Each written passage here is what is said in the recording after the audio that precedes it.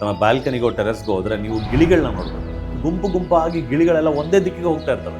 ಇನ್ನೊಂದು ಗುಂಪಲ್ಲಿ ಇನ್ನೊಂದ್ ಕಡೆ ಹೋಗುತ್ತೆ. ಆ ರೀತಿ ವಿಷಯ ವಿನಿಮಯ ಆಗುತ್ತೆ and the all fit together. ನೀವು ಸಂಖ್ಯೆನ ಹೇಳಿಕ್ ಹೋದ್ರೆ ಇದು 10-15 ಸಾವಿರಕ್ಕಿಂತ ಹೆಚ್ಚು ಗಿಳಿಗಳು.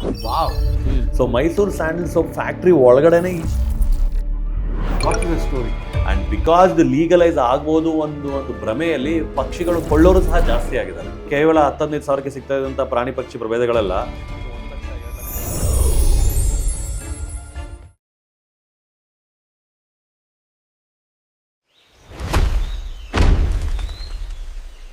ನಮಸ್ಕಾರ. ಕಾಡಿನ ಕಥೆಗಳಿಗೆ ನಿಮ್ಮೆಲ್ಲರಿಗೂ ಕೂಡ ಸ್ವಾಗತ. ನಾನು ಬಡಕಿಲ ಪ್ರದೀಪ್. ನಿಮ್ಮೆಲ್ಲರಿಗೂ ಕೂಡ ಬಡಕಿಲ ಪ್ರದೀಪ್ ಯೂಟ್ಯೂಬ್ ಚಾನಲ್ನ ಈ ವಿಶೇಷ ಸರಣಿಗೆ ಮತ್ತೆ ಸ್ವಾಗತ ಮಾಡ್ತಾ ನಾವು ಬೆಂಗಳೂರಿನೊಳಗಿನ ಕಾಡಿನ ಕಥೆಗಳು ಅಥವಾ ಜೀವ ವೈವಿಧ್ಯದ ಬಗ್ಗೆ ಮಾತಾಡ್ತಾ ಇದ್ದೀವಿ.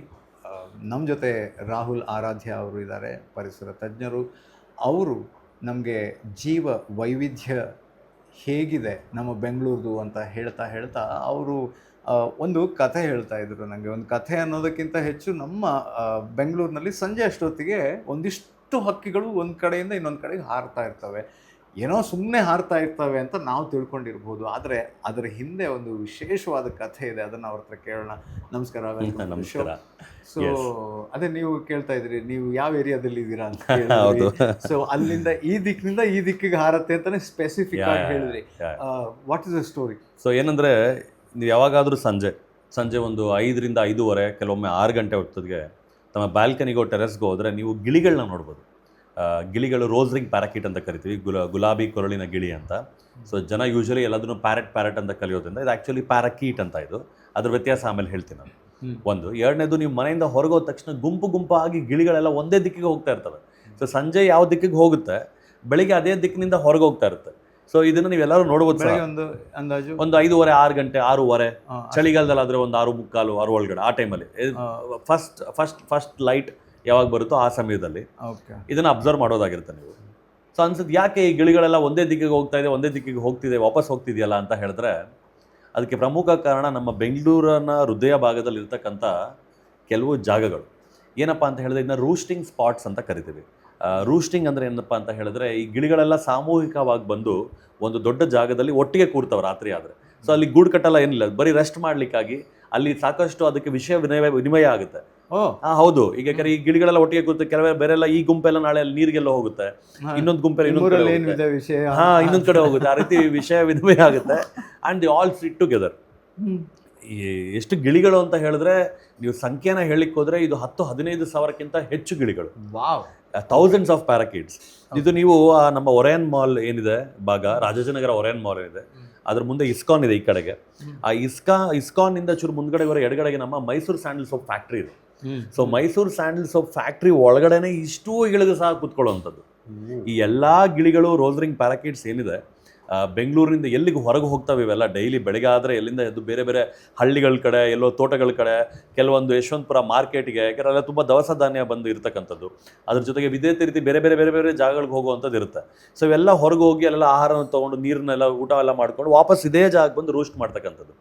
ಆ್ಯಂಡ್ ಮುಂಚೆ ಒಂಚೂರು ಟೈಮ್ ಲೈನಲ್ಲಿ ಹಿಂದೆ ಹೋದರೆ, ನಮ್ಮ ಈ ಏನು Mysuru sandal soap factory area ಇದೆ, ಅದು ಭಾಳ ವರ್ಷದಿಂದ ಏನೋ ಮರಗಳನ್ನ ಕಡಿದಿರ ಹಾಗೆ ಕಾಪಾಡ್ಕೊಂಡು ಬಂದಿರೋದ್ರಿಂದಾನೇ ನಮಗೆ ಇವತ್ತು ಅಷ್ಟು ಅಲ್ಲಿ ಗಿಳಿಗಳು ಕೂರ್ತಾ ಇರೋಂಥದ್ದು. ಎಷ್ಟು ಏರಿಯಾ ಇದೆ ಅದು? I am not very sure. It's quite a big area comparatively. ತುಂಬಾ ದೊಡ್ಡದು ಏನಲ್ಲ. ಬಹಳ ಜನಕ್ಕೆ ಗೊತ್ತೇ ಇಲ್ಲ. ಎಕರೆಗಳಂತೂ ಇದೆ, ಖಂಡಿತ ಇದೆ. ಅಂಡ್ ಬಹಳಷ್ಟು ಜನಕ್ಕೆ ಅಲ್ಲಿ ಒಳಗಡೆ ಎಂಟ್ರಿ ಇಲ್ದಿರೋದ್ರಿಂದಾನೇ ಯಾರಿಗೂ ಗೊತ್ತಿರೋದಿಲ್ಲ. ಹೌದು. ಸೊ ನೀವು ಆ ಏರಿಯಾಲ್ಲಿ ಹೋದ್ರೆ ನೀವು ಅಬ್ಸರ್ವ್ ಮಾಡ್ಬೋದು. ರಾಜಾಜಿನಗರದಲ್ಲಿ ಹೋದ್ರೆ ಈ ಒರಯನ್ ಮಾಲ್ ರಸ್ತೆಯಲ್ಲೂ ಸಹ, ಒರಯನ್ ಮಾಲ್ ರಸ್ತೆಯಲ್ಲಿ ಇರ್ತಕ್ಕಂಥ ರೈನ್ ಟ್ರೀಸ್ ಅಂತ ಕರಿತೀವಿ ನಾವು. ಅದ್ರಲ್ಲಿ ನಮ್ಮ ದೇಶದ ಮರಗಳಲ್ಲ, ಬಟ್ ಎಕ್ಸಾಟಿಕ್. ಬೆಂಗಳೂರಿನಲ್ಲಿ ಸಾಕಷ್ಟು ಇರ್ತಕ್ಕಂಥ, ನಾವು ಕಾರ್ಕ್ ಬಾಲ್ ಎಲ್ಲ ಮಾಡ್ಕೋತಿದ್ವಿ, ಅದ್ರಲ್ಲಿ ಆಟ ಆಡ್ಲಿಕ್ಕೆಲ್ಲ, ಹೊಡಿಲಿಕ್ಕೆಲ್ಲ ಮಕ್ಕಳಿದ್ದಲ್ಲ. ಅದು ಅದು ಮಾಡೋದು ಅದೇ ಮರ, ಅದು ರೈನ್ ಟ್ರೀ ಅಂತ ಕರಿತೀವಿ. ಆ ಮರಗಳನ್ನ ರಸ್ತೆ ಪಕ್ಕದಲ್ಲೆಲ್ಲ ಹಾಕಿದ್ದಾರೆ. ಅದು ಎಲ್ಲಾ ಮರಗಳಲ್ಲೂ ಬಂದು ಕೂರ್ತಾವೆ. ನಿಮ್ಗೆ ಹೆಚ್ಚಾಗಿ ಎಲೆಗಿಂತ ಜಾಸ್ತಿ ಗಿಳಿ ಕಾಳುತ್ತೆ. ಸೊ ನಾವು ಮುಂಚೆ ಕಾಲೇಜ್ನಲ್ಲಿ ಇದ್ದಾಗ ಒರಯನ್ ಮಾಲ್ ಅವರೊಟ್ಟಿಗೆ ಅಡ್ಮಿನಿಸ್ಟ್ರೇಷನ್ ಒಟ್ಟಿಗೆ ಸಣ್ಣ ಜಗಳ ಸಹ ಮಾಡ್ಕೊಂಡಿದ್ವಿ. ಏನಕ್ಕೆ ಅಂದರೆ ಒರಯನ್ ಮಾಲಲ್ಲಿ ಎಲ್ಲ ಮರಗಳಿಗೆ ಲೈಟ್ ಹಾಕ್ತಾರೆ. ಸೊ ಆ ಲೈಟ್ ಹಾಕೋದ್ರಿಂದ ಗಿಳಿಗಳಿಗೆ ತೊಂದರೆ ಆಗ್ತದೆ, ಯಾಕಂದ್ರೆ ಬಿಕಾಸ್ ಎಲ್ಲ ಗಿಳಿಗಳು ಬಂದು ಅದೇ ಜಾಗದಲ್ಲಿ ಕೂರ್ತಕ್ಕಂಥದ್ದು. ಸೊ ತಾವು ಸಹ ನೋಡ್ಬೋದು, ಮನೆಯಿಂದ ಹೊರಗೋಗಿ ಸಂಜೆ ಹೊತ್ತು ಬ್ಯಾಲ್ಕನಿಯಲ್ಲಿ ನಿಂತ್ಕೊಂಡು 5ರಿಂದ 6 ಗಂಟೆ, 6:30 ಸಮಯದ ಒಳಗಡೆಗೆ ತಮಗೆ 5:30 ಮೇಲೇನೆ, 5 ಗಂಟೆಗಿಲ್ಲ, 5:30 ಮೇಲೇನೆ, 5:30 6:30 ಸಮಯದಲ್ಲಿ ನೀವು ಅಬ್ಸರ್ವ್ ಮಾಡ್ಬೋದು ಎಲ್ಲ ಗಿಳಿಗಳು ಒಂದು ದಿಕ್ಕಿಗೆ ಹೋಗ್ತಾ ಇರುತ್ತೆ. ಇನ್ನೊಂದೇನಪ್ಪ ವಿಚಾರ ಅಂತ ಹೇಳಿದ್ರೆ, ಸಾಮಾನ್ಯವಾಗಿ ನಾವು ಚಿಕ್ಕ ವಯಸ್ಸಿನಿಂದ ಶಾಲೆ ಪುಸ್ತಕಗಳಲ್ಲಿರ್ಬೋದು, ನಾವೆಲ್ಲೋ ಕಲ್ತಿರ್ತೀವಿ A for apple, B for ball ಅಂತ, P ಫಾರ್ ಪ್ಯಾರೆಟ್ ಅಂತ ಹೇಳುವಂಥದ್ದು ನಮ್ಮಲ್ಲಿ ವಾಡಿಕೆ. ಅಂದರೆ ಅದನ್ನೇ ಹೇಳಿ ಬೆಳೆದಿರುವಂಥದ್ದು. ಹಾಗಾಗಿ ನಾವು ಇದೆಲ್ಲವದನ್ನು ಪ್ಯಾರೆಟ್ ಅಂತ ಹೇಳಿ ಕರಿತೀವಿ. ಸೊ ಬಹಳ ಫೇಮಸ್ ಆಗಿದ್ದಂತಹ ಗಿಳಿಗಳು ಮುಂಚೆ ಗಿಳಿ ಶಾಸ್ತ್ರ ಹೇಳೋರು ಮನೆಗೆ ಬರ್ತಿದ್ರು. So these are called rose ringed parakeet ಅಂತ, ಗುಲಾಬಿ ಕೊರಳಿನ ಗಿಳಿ ಅಂತ. ಗಂಡು ಗಿಳಿಗಳಿಗೆ ಸುತ್ತ ಪಿಂಕ್ ಕಲರ್ ಒಂದು ರೌಂಡ್ ಇರುತ್ತೆ. ಸೊ ಬಹಳ ಫೇಮಸ್, ಎಲ್ಲ ಚಿತ್ರಗಳೆಲ್ಲ ಗಿಳಿ ಅಂದರೆ ಎಲ್ಲರಿಗೂ ತಲೆಯಲ್ಲಿ ಬರತಕ್ಕಂಥ, ಇಟ್ಸ್ ಎ ಪ್ಯಾರಾಕೀಟ್, ಪ್ಯಾರೆಟ್ ಅಲ್ಲ. ಸೊ ಭಾರತ ದೇಶದಲ್ಲಿ ಇರ್ತಕ್ಕಂಥ ಗಿಳಿಗಳಲ್ಲಿ ಒಂದೇ ಒಂದು ಏಕೈಕ ಪ್ಯಾರೆಟ್ ಸ್ಪೀಶೀಸ್ ಅಂದರೆ ವರ್ನಲ್ ಹ್ಯಾಂಗಿಂಗ್ ಪ್ಯಾರೆಟ್ ಅಂತ ಇದೆ. ಸೊ ರಾಮಗಿಳಿ ಅಥವಾ ಚಿಟ್ಟುಗಿಳಿ ಅಂತ ಕರೀತಾರೆ. ಸೊ ರಾಮಗಿಳಿ ಚಿಟ್ಟುಗಿಳಿ ಅಂತ. ಸೊ ಆ ಚಿಟ್ಟುಗಿಳಿ ಬಂದು ಉಲ್ಟಾ ನೆತಾಡ್ತಾ ಇರುತ್ತೆ, ಅದಕ್ಕೆ ಹ್ಯಾಂಗಿಂಗ್ ಪ್ಯಾರೆಟ್ ಅಂತ ಕರೀತಾರೆ. ಸೊ ಉಲ್ಟಾ ಮರದಲ್ಲಿ ನೆತಾಡ್ತಾ ಆಹಾರನೆಲ್ಲ ತಿನ್ನುವಂಥದ್ದೆಲ್ಲ ಮಾಡ್ತಾ ಇರುತ್ತೆ.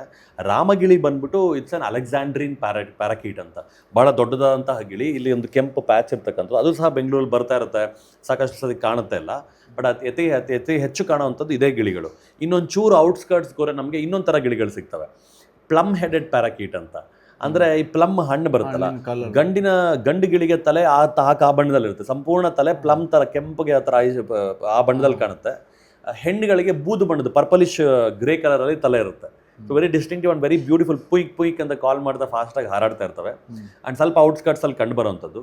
ಬಟ್ ಪ್ರಮುಖವಾಗಿ ನಮಗೆ ಕಾಣುವಂಥದ್ದು ಈ ರೋಸ್ ರಿಂಗ್ ಪ್ಯಾರಾಕೀಟ್ಸೇ ಆಗಿರುತ್ತೆ. ಆ್ಯಂಡ್ ನೀವು ಸುಮಾರು ಒಂದು 5 ರಿಂದ 10 ವರ್ಷದ ಮುಂಚೆ ನೀವು ಶಿವಾಜಿನಗರದ ಮಾರ್ಕೆಟಲ್ಲಿ ಆಗಿರ್ಬೋದು, ಅಥವಾ ನಮ್ಮ KR ಮಾರ್ಕೆಟಲ್ಲಿ ನಡ್ಕೊಂಡು ಹೋಗ್ತಾ ಇದ್ರೆ ಯಾರೋ ಗಿಳಿಶಾಸ್ತ್ರ ಹೇಳೋರು ಡಬ್ಬಿ ಇಟ್ಕೊಂಡು ಕಾಯ್ಕೊಂಡು ಕೂತಿರ್ತಾ ಇದ್ರು.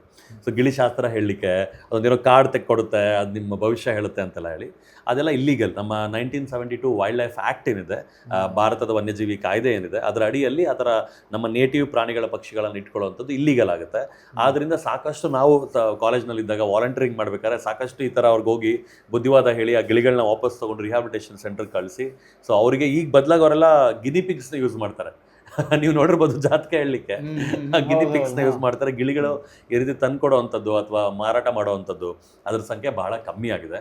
ಆ್ಯಂಡ್ ಆಲ್ಸೋ ಜನರಲ್ಲಿ ಸಹ ಸ್ವಲ್ಪ ಅರಿವು ಮೂಡ್ತಾ ಇದೆ. ಈಗ ಈ ಗಿಳಿಗಳನ್ನ ಮನೇಲಿ ಸಾಕೊಳ್ಳೋವಂಥದ್ದು ಇದೆಲ್ಲ ಸಂವಿಧಾನಕ್ಕೆ ವಿರುದ್ಧವಾಗಿರುವಂಥದ್ದು. ಆ್ಯಂಡ್ ಹಾಗೆ ಸಹ ನೀವೊಂದು ಪ್ರಾಣಿ ಪ್ರಿಯರಾಗಿ, ಪಕ್ಷಿ ಪ್ರಿಯರಾಗಿ ಈ ರೀತಿ ವೈಲ್ಡ್ ಅನಿಮಲ್ಸ್ನ ತಂದು ಸಾಕೊಳ್ಳೋವಂಥದ್ದು ಬಹಳ ತಪ್ಪು ಸಹ ಹೌದು. ಸೊ ನೀವೆಲ್ಲ ಸಂಜೆ ಆದರೆ ಹೋಗಿ ನೋಡ್ಬೋದು, ಹೊರಗಡೆ ನಿಂತರೆ ಬಾಲ್ಕನಿಯಲ್ಲಿ ಖಂಡಿತ ಕಾಣುತ್ತೆ, ಗುಂಪಾಗಿ ಹೋಗ್ತಾ ಇರುತ್ತೆ ಗಿಳಿಗಳು. ಇದೀಗ ಎನಿ ಐಡಿಯಾ ಇದು ಎಷ್ಟು ಸಮಯದಿಂದ ಈ ಥರ ನಡೀತಾ ಇದೆ? ಬಹಳ ವರ್ಷದಿಂದ. ನಾವು 2014ರಲ್ಲಿ ಅಂತ ಅನಿಸುತ್ತೆ, ನಾವು ಇದ್ರ ಬಗ್ಗೆ ನಾವು ತಿಳ್ಕೊಂಡು ಈ ಮರಗಳೆಲ್ಲ ಈಗ ರಕ್ಷಣೆ ಮಾಡಬೇಕು, ಒಂದು ಸ್ಟಡಿ ಥರ ಮಾಡಬೇಕಂತ ಹೇಳಿ ನಮ್ಮದು BBMP ಅರಣ್ಯ ಘಟಕ ಅಂತಿತ್ತು. ನಾವೆಲ್ಲ ವಾಲಂಟಿಯರ್ಸ್ ಆಗಿದ್ದು, ಭಾಳ ದೊಡ್ಡ ಕುಟುಂಬ ಇತ್ತು ನಮ್ಮದು, ತುಂಬ ದೊಡ್ಡ ಗ್ರೂಪ್ ಆಫ್ ವಾಲಂಟಿಯರ್ಸ್. ನಾವೆಲ್ಲ ಹೋಗಿ ಇಲ್ಲಿ ನಮ್ಮ ಇದು ಮೇನ್ ಏರಿಯಲ್ಲಿ ರೂಸ್ಟಿಂಗ್ ಮಾಡುತ್ತೆ ಅಂತ ಹೇಳಿದ್ರೆ ಅದ್ರ ಸುತ್ತಲಿನ ಎಲ್ಲ ಅಪಾರ್ಟ್ಮೆಂಟ್ ಮೇಲೆ, ಒರೆನ್ ಮಾಲ್ ಮೇಲೆ, ಈ ಥರ ಬೇರೆ ಬೇರೆ ಜಾಗಗಳಲ್ಲಿ ನಿಂತು ಇದನ್ನು ಕೌಂಟ್ ಮಾಡಿದ್ವಿ. ಅಂದರೆ ಬ್ಲಾಕ್ ಕೌಂಟಿಂಗ್ ಅಂತ ಮಾಡ್ತೀವಿ. ಅಂದರೆ ಒಂದೊಂದೇ ಎಣಿಸ್ಲಿಕ್ಕೆ ಕಷ್ಟ ಆಗುತ್ತೆ, ಗುಂಪಲ್ಲಿ ಎಷ್ಟಿರ್ಬೋದು ಅಂತ ಅಂದಾಜು ಪ್ರಕ್ರಿಯೆಯಲ್ಲಿ ಎಣಿಸ್ಕೊತಾ ಹೋಗಿ ಒಂದು 15,000ಕ್ಕೂ ಹೆಚ್ಚು ಗಿಳಿಗಳಿದೆ ಅಂತ ಒಂದು ಅಂದಾಜು ಮಾಡಿದ್ವಿ. ಯಾಕಂದರೆ ಅಷ್ಟು ಗಿಳಿಗಳು ಬಂದು ಒಟ್ಟಿಗೆ ಅಲ್ಲಿ ರೂಸ್ಟ್ ಮಾಡ್ತಕ್ಕಂಥದ್ದು ಅಂತ ಹೇಳೋಕ್ಕೆ ಅಂತ ಜಾಗ. ಆ್ಯಂಡ್ ನಾವು ಅಲ್ಲಿ ಮಾಡಬೇಕಾದ ಈ ಪ್ರಕ್ರಿಯೆ ಮಾಡಬೇಕಾದಾಗ ನಮಗೆ ಅಲ್ಲಿ ಇದು ಯಾವಾಗಿಂದ ಬರ್ತದೆ ಅಂತೆಲ್ಲ ಕೇಳಲಿಕ್ಕೆ ಶುರು ಮಾಡಿದ್ವಿ. ಒಂದು ಬಿಗ್ ಬಜಾರ್ ಇದೆ, ಆ ಬಿಗ್ ಬಜಾರ್ ಮುಂದ್ಗಡೆ ಒಂದು ದೊಡ್ಡ ಅರಳಿ ಮರ ಇತ್ತಂತೆ ಮುಂಚೆ. ಆ ಅರಳಿ ಮರದಲ್ಲಿ ಯಾವಾಗ ಎಲ್ಲ ಜನರಿಗೆ ಅಲ್ಲಿಗೆ Mysuru sandal soap factory compound ಒಳಗಾಗ್ಬಿಡುತ್ತೆ, ತುಂಬ ಜನರಿಗೆ ನೋಡ್ಲಿಕ್ಕೆ ಕಾಣೋದಿಲ್ಲ. ಈಗ ಮರ ನೆನಪಿಸ್ಕೋತಾರೆ ಜನ. ಅಂದರೆ this is not today's scenario, it is from hundreds of years they might be coming to the same place. Because ಇಲ್ಲಿ ಕೆಲವು ಮರಗಳನ್ನ ನೋಡಿದ್ರೆ ಇದು 100 of years old trees ಅಲ್ಲ. Probably there were other trees which were older prior to that and ಅಲ್ಲಿದ್ವೇನೋ ಮುಂಚೆ. ಇದೆಲ್ಲ ನಗರ ಬೆಳೀತಾ ಇದ್ದಂಗೆ ಸಣ್ಣ ಬೇರೆ ಬೇರೆ ಮರಗಳಿಗೆ ಶಿಫ್ಟ್ ಆಯ್ತು. ಬಟ್ ಅಂದ್ರೆ ಇದೇ ಅಂದ್ರೆ ಎನಿ ಐಡಿಯಾ ಅಂದ್ರೆ ಇದೇ ಜಾಗಕ್ಕೆ ಎಲ್ಲನೂ ಕೂಡ ಅಲ್ಲೇ ಬರ್ತಾ ಇದ್ವು ಅಥವಾ ಬರ್ತಾ ಇದೆ ಅನ್ನೋದಕ್ಕೆ any particular reason? No, one is because ಒಂದು why they chose this place we don't know. And ಹೇಗೆ ಅದು ಮುಂದೆ ಕೆಲವು ಗಿಳಿಗಳು ಬರ್ಲಿಕ್ಕೆ ಶುರು ಆಗಿರ್ಬೋದು, ಅನಂತರ ಜಾಸ್ತಿ ಗಿಳಿಗಳಾಗಿರ್ಬೋದು, ಅದ್ರ ಬಗ್ಗೆ ವಿಚಾರ ಇಲ್ಲ. ಬಟ್ ಯಾಕೆ ಈಗ still they feel the place is safe is no disturbance at all. ಆ ಭಾಗದಲ್ಲಿ ಇದು ಸರ್ಕಾರಿ ಒಂದು ಜಾಗ ಆಗಿರೋದ್ರಿಂದ ಮರಗಳನ್ನ ಕಡಿಯೋದಾಗಲಿ, ತೆಗೆಯೋದಾಗಲಿ, ಅದಕ್ಕೇನೋ ಡಿಸ್ಟರ್ಬ್ ಮಾಡೋದಾಗಲಿ, ಇನ್ನೇನೋ ಮಾಡೋದಾಗಲಿ ಏನೂ ನಡೀತಾ ಇಲ್ದಿರೋದ್ರಿಂದ ಆ ಗಿಳಿಗಳಿಗೆ ಆ ಜಾಗ ತುಂಬ ಸೇಫ್ ಅನ್ಸೋದ್ರಿಂದ they come every single day. And I feel this is definitely generational. ಸುಮಾರು 100 ವರ್ಷಗಳಿಂದ ಕೂಡ ಬರ್ತಾ ಇರ್ಬೋದು ಈ ಜಾಗಕ್ಕೆ. 100,000 ಗೊತ್ತಿಲ್ಲ ಆ ವಿಚಾರದ ಬಗ್ಗೆ. ಅಂದ್ರೆ ಇಸ್ ಇಟ್ ಸಮಥಿಂಗ್ ಲೈಕ್ ಅಂದ್ರೆ ಒಂದು 3-4 ಗಿಳಿಗಳು ಫಸ್ಟ್ ಅವುಗಳ ಫ್ಯಾಮಿಲಿ ಮೈಟ್ ಬಿ ಆಗಿರಲು ಸಹ ಹೌದು. ಆದ್ರೆ ಈಗ ನಾವು ನೋಡಿ ಆ ಜಾಗವನ್ನ ನೀವು ನೋಡಿದ್ರೆ ತುಂಬಾ ಕ್ಷಿಪ್ರವಾಗಿ ಬೆಳವಣಿಗೆ ಆಗಿರುವಂತಹ ಜಾಗ. ಸೊ ಈ ಬೆಂಗಳೂರು ಈ ಲಾಸ್ಟಲ್ಲಿ ಬಂದಿರುವಂಥ ಎಲ್ಲ ಅಪಾರ್ಟ್ಮೆಂಟು ಒಂದು 10 ವರ್ಷದೊಳಗೆ 15 ವರ್ಷದೊಳಗೆ ಬಂದಿರುವಂಥ ಅಪಾರ್ಟ್ಮೆಂಟ್ಗಳೇ ಇದಾವೆ ಏರಿಯಾ ಪೂರ್ತಿ. ಸೊ ಮುಂಚೆ ಭಾಳಷ್ಟು ಹಳೆ ಮರಗಳು ಸಹ ಇತ್ತು. ಆ್ಯಂಡ್ ಈ ಏರಿಯಾ ಈ ಕಾಡು ಮಲ್ಲೇಶ್ವರ, ರಾಜಾಜಿನಗರ, ಯಶವಂತಪುರದ ಹೊರಗೆಲ್ಲ ಸ್ವಲ್ಪ ಆಗ್ಲಿನ ಸಿಟಿ ಔಟ್ಸ್ಕಟ್ಸ್ ಇದ್ದ ಪ್ರದೇಶಗಳು. ಸೊ ಅತಿ ಹೆಚ್ಚು ಹಳೆಯ ಮರಗಳಿರ್ತಕ್ಕಂಥ ಭಾಗಗಳಾಗಿರೋದ್ರಿಂದ ಆ ಜಾಗವನ್ನು ಆರಿಸ್ಕೋತೇನೋ ಅಂತ ಹೇಳ್ಬೋದು ಸಹ. ಹೌದು. ಮತ್ತೆ ಈ ಗಿಳಿಗಳ ಬಗ್ಗೆ ಅಂತ ಹೇಳಿದಾಗ ನೀವು ಬೇರೆ ಬೇರೆ ಪ್ರಭೇದಗಳ ಬಗ್ಗೆ ಕೂಡ ಹೇಳಿದ್ರೆ, ಗಿಳಿಗಳಲ್ಲೇನೆ ಬೇರೆ ಬೇರೆ ಬಹಳಷ್ಟು ಪ್ರಭೇದಗಳಿದೆ. ಯೂಶಲಿ ಒಂದು ಗಿಳಿಗಳ ಅಂದ್ರೆ ಲೈಫ್ ಸ್ಪ್ಯಾನ್ ಎಷ್ಟು ವರ್ಷ ಇರುತ್ತೆ? ಒಂದು 15 ವರ್ಷ ಇರ್ಬೋದು. 10 ರಿಂದ 15 ವರ್ಷ ವೈಲ್ಡ್ ಅಲ್ಲಿ, ಕೆಲವೊಮ್ಮೆ 20 ವರ್ಷ ಸಹ ಬದುಕಬಹುದು.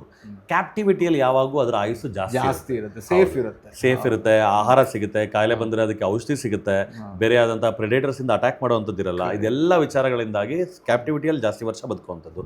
ಕ್ಯಾಪ್ಟಿವಿಟಿ ಏಜ್ ಒಂದು 70-80 ವರ್ಷ ಬದುಕುವಂತ ಅದು ಪ್ಯಾರೆಟ್ಸ್. ಸೊ ಸೊ ಏನಪ್ಪ ವ್ಯತ್ಯಾಸ ಪ್ಯಾರಾಕೀಟ್ಸ್ಗೂ ಪ್ಯಾರೆಟ್ಸು ಅಂತಂದರೆ, all parakeets in the world are all parrots, but not all parrots are ಪ್ಯಾರಾಕೀಟ್ಸ್.